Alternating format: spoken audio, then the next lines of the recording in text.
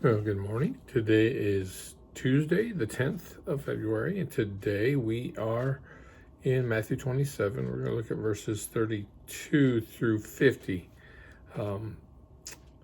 Verse 32 is right after they beat Jesus and spit on him and hit him with the rod, the reed that he was holding him while they were mocking him. And it says, "Now as they came out, they found a man of Cyrene, Simon by name. Him they compelled to bear his cross. And when they had come to a place called Golgotha, that is to say, place of a skull, they gave him sour wine mingled with gall to drink. But when he had tasted it, he would not drink. Then they crucified him and divided his garments, casting lots that it might be fulfilled which was spoken by the prophet. They divided my garments among them, and for my clothing they cast lots.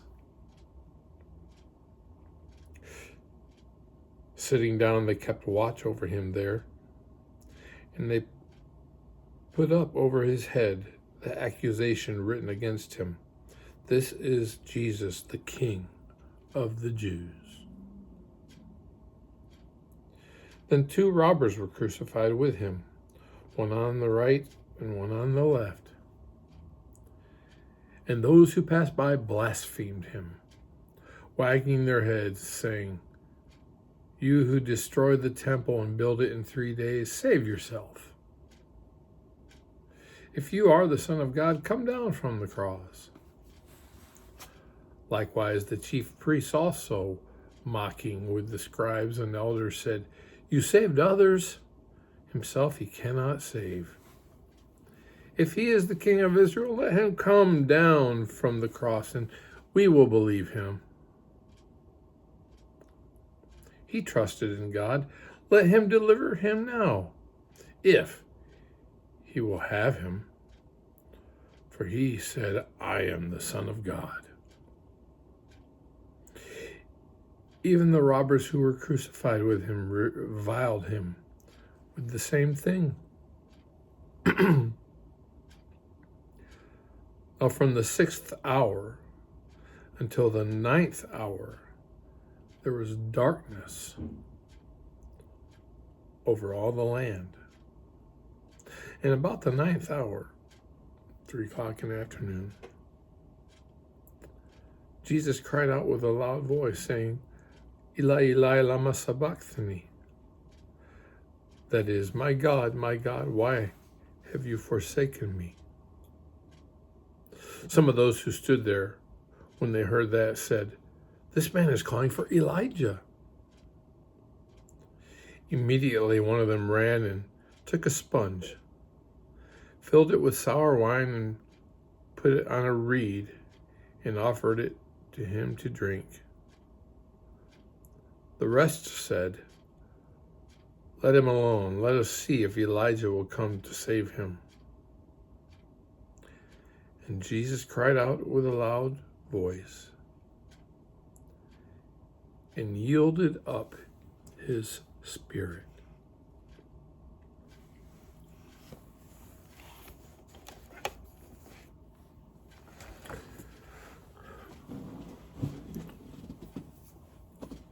As we think about the crucifixion of Christ,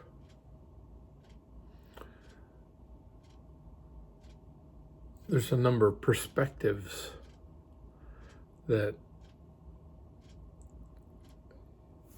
we can think about.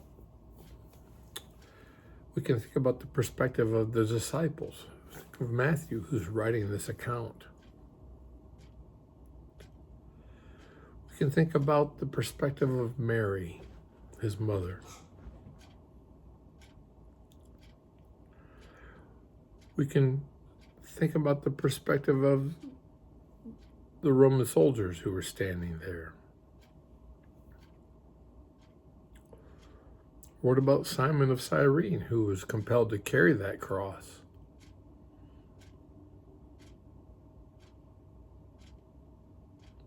We can think about maybe a young child that was witnessing this scene.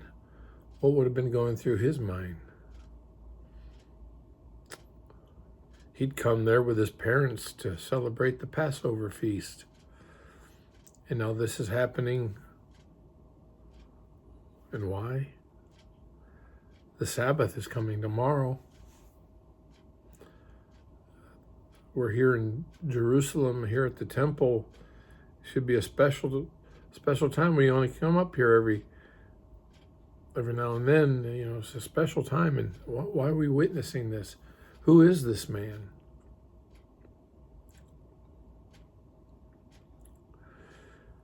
You can think about the Pharisees gloating, thinking about how, we finally got him.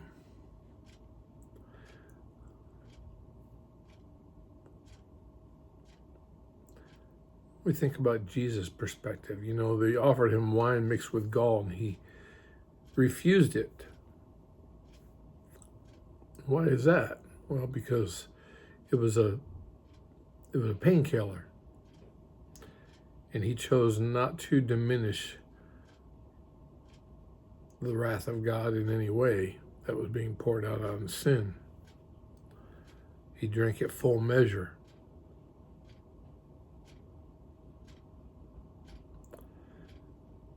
We can think about him as he hung there on the cross, listening to all those people mocking him, blaspheming him.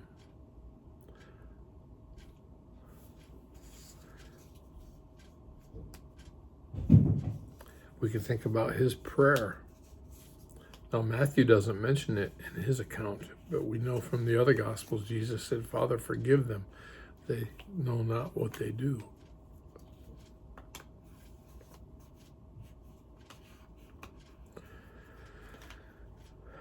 We can think about the perspective of the Father. The Father, being holy, could not look upon sin.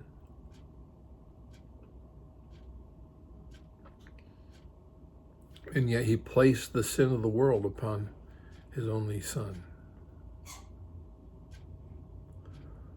And when Jesus cried out, "Eli, Eli, lama sabachthani," my God, why hast thou forsaken me?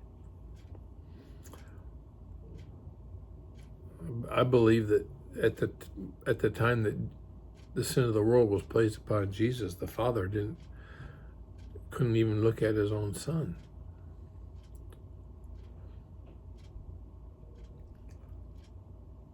For the first and only time in all of, even before history, in all eternity,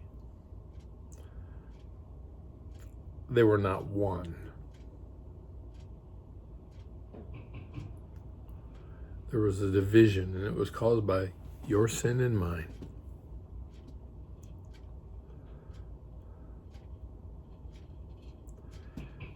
As we think about the perspectives, think about how angry the Father must have been at sin, that he had to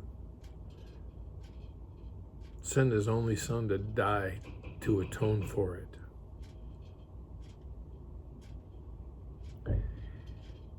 And yet that's exactly what he did. For God so loved the world that he gave his only begotten Son,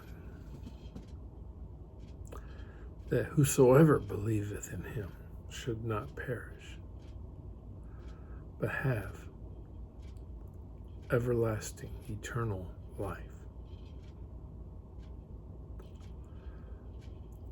The love of the Father cost him so much. And yet we live in a world today where so many mock him still, where men are agnostic at best. People are godless. They live as if there's no God.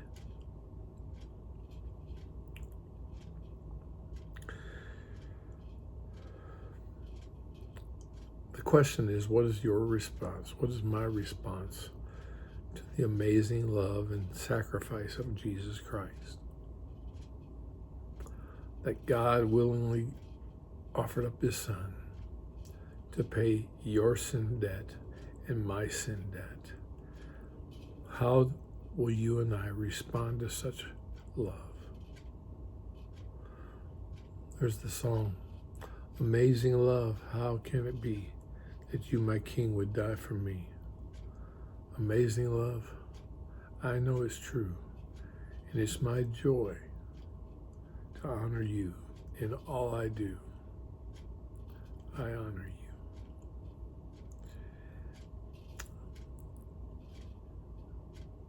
you.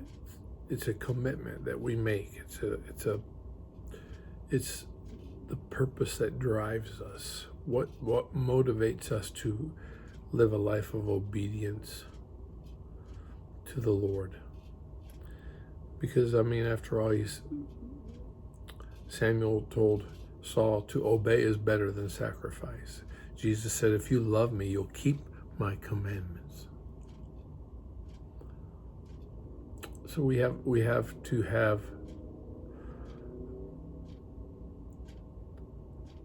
a deep understanding of what is the motivation.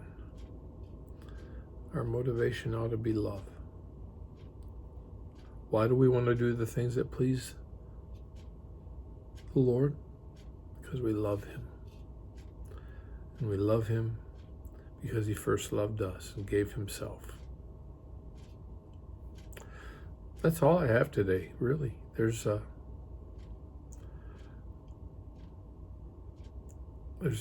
not anything I can think of to add